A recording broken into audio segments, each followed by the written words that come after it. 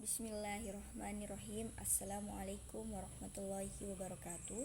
Perkenalkan, nama saya Siti Arhami Makfira dengan NIM 20040300134. Statistik menurut Fritz dan juga William adalah teknik atau metode pengumpulan data, baik itu data penduduk maupun data perdagangan. Selanjutnya, statistik juga merupakan kumpulan data dan analisis data yang dikelompokkan ke dalam matematika terapan. Sedangkan menurut saya sendiri, yaitu statistik ini merupakan metode ataupun ilmu yang digunakan dalam mengumpulkan data dan diinformasikan ataupun diumumkan melalui tabel, grafik, diagram, dan lain sebagainya. Selanjutnya yaitu tahapan yang digunakan dalam statistik ada 5. Yang pertama adalah pengumpulan data, baik digunakan dengan metode sampling dan juga beberapa metode lainnya.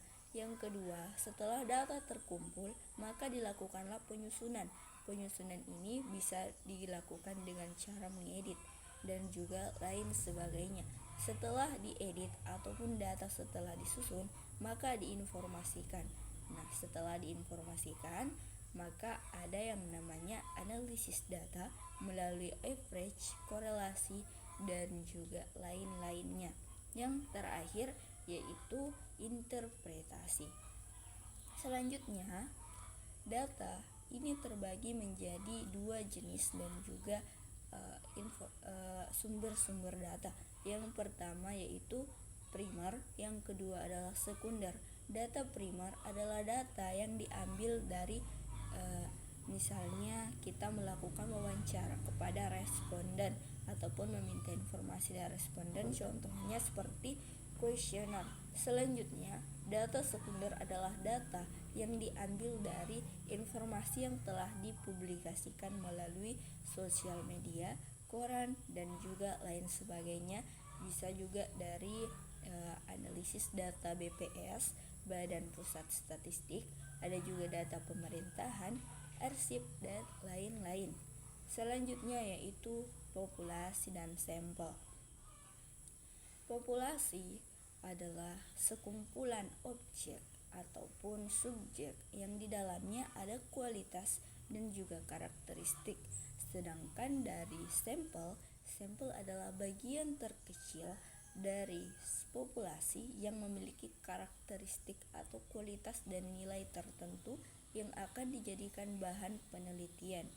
Nah, selanjutnya di sini ada beberapa teknik dalam pengambilan sampel ataupun metode. Nah, metode ini ada 2, yaitu probability sampling dan juga non-probability sampling. Nah, non-pro ataupun pro ini memiliki perbedaan yang sangat jelas mulai dari namanya. Nah, jadi probability sampling ini terbagi menjadi 5. Yang pertama, sampel random, sampel sistematis, ataupun juga ada probability stratified sampling dan juga non. Yang kedua selanjutnya yaitu sampling area. Yang pertama yaitu random sampling. Nah, random sampling ini adalah teknik pengambilan sampel di mana dia dijadikan sebagai misalnya contohnya kita mengambil contoh kayak lotre. Nah, misalnya lotre itu kan memiliki banyak nomor. Nah, di antara salah satu nomor yang pemenang itu merupakan sampel yang akan kita gunakan.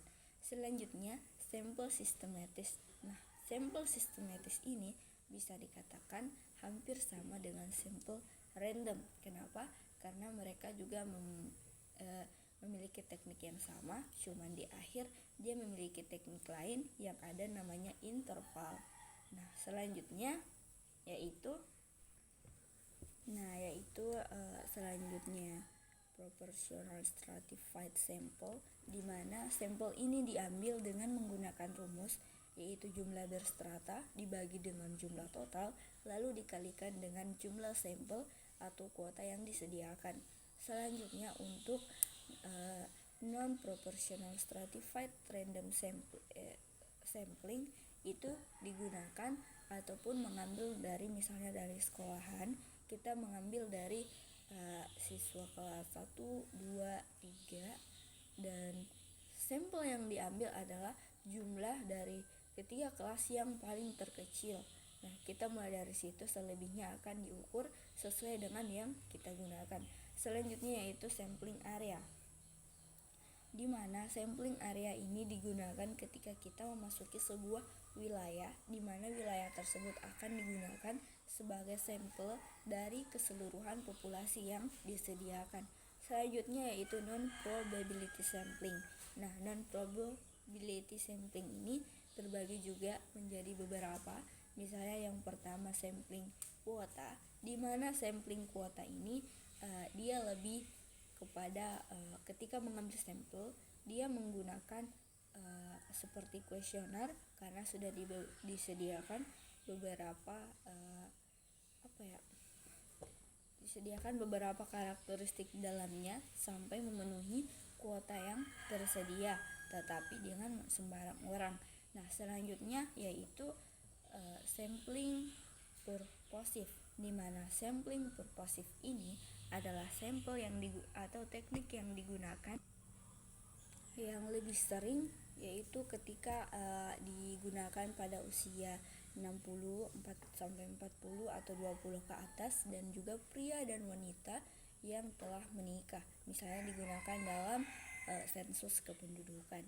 Selanjutnya yaitu sampling incidental, di mana sampling incidental ini digunakan ketika si peneliti ini lebih